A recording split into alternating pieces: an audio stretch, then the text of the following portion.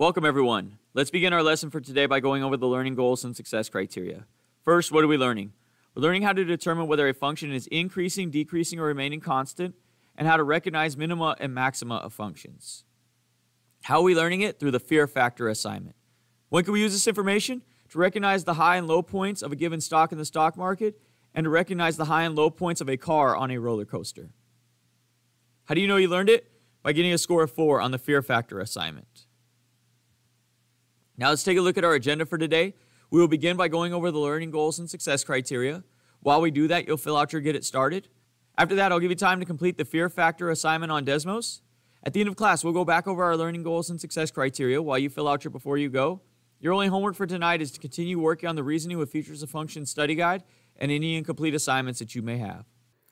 Let's talk now about how to sign in to Desmos to complete your work.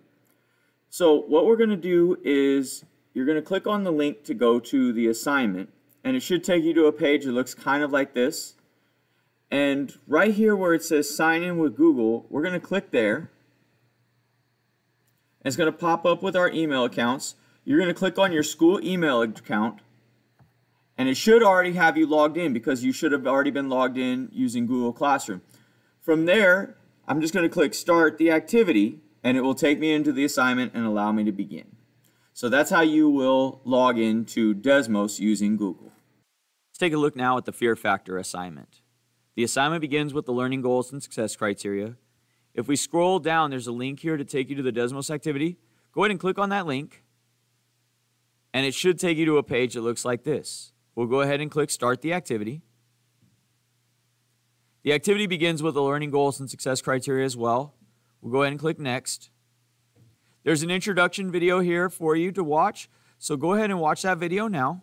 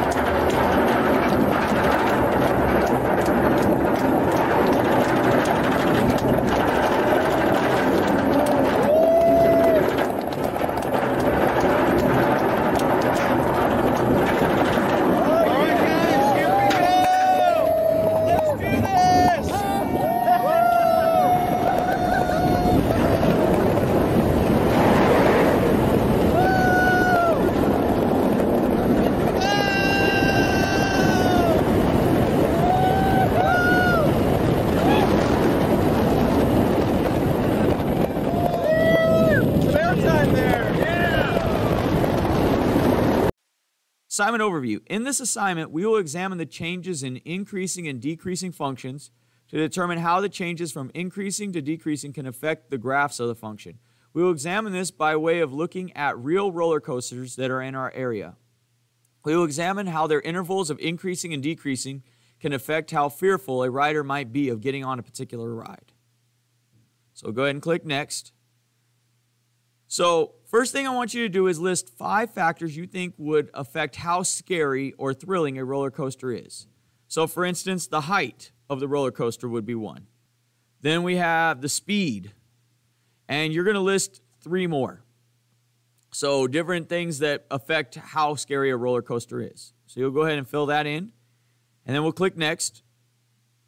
Now this is Legoland's Flying School. So this is the Flying School ride at Legoland. This represents the heights that it achieves and the number of drops. Notice it doesn't get super high. So what is the maximum height of this ride? If you can't read it, you can click on it and pop it out, but it goes about 200 feet. So we'll go ahead and put that there. How many drops are there? So how many times does it go up and back down? Well, there's 1, 2, 3, 4, 5 drops. So there's 5 drops.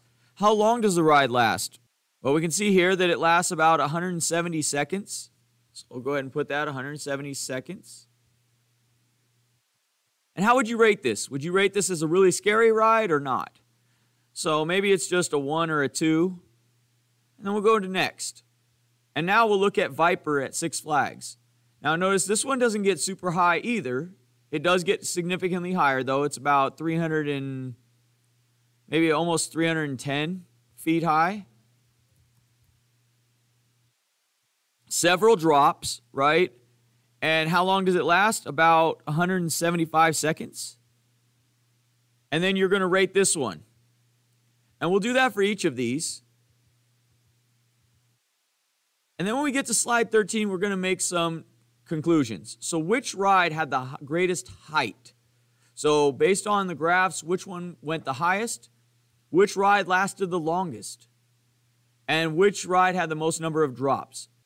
And then based on that, you're going to decide which of these rides has the greatest fear factor. Now, don't take into account if you've ridden these rides. So like Viper, we know has a lot of loops and stuff like that. We're going to ignore that and just go based off the graph. So which one would be the scariest? And then we'll click next. And then you're going to rate these in order. So let's say that Legoland is the least scary, so I put that one first. Then maybe I said that Incredicoaster was next, so I dragged that one and put it underneath. And then maybe Goofy's Flight School is next. And then Accelerator. And then Space Mountain, Viper, Supreme Scream, and then Goliath. So let's say that's my order. And you put these in any order that you feel is necessary, but I put them and stack them like that. And then I click next. It says, congratulations, you are now a roller coaster expert. Just make sure that fear doesn't overtake you. So go ahead and watch this closing video now.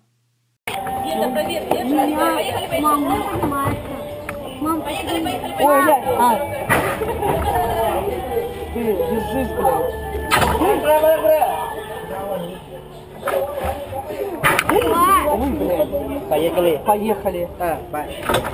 Потом. Ой, бля. Держи. Ой, ой.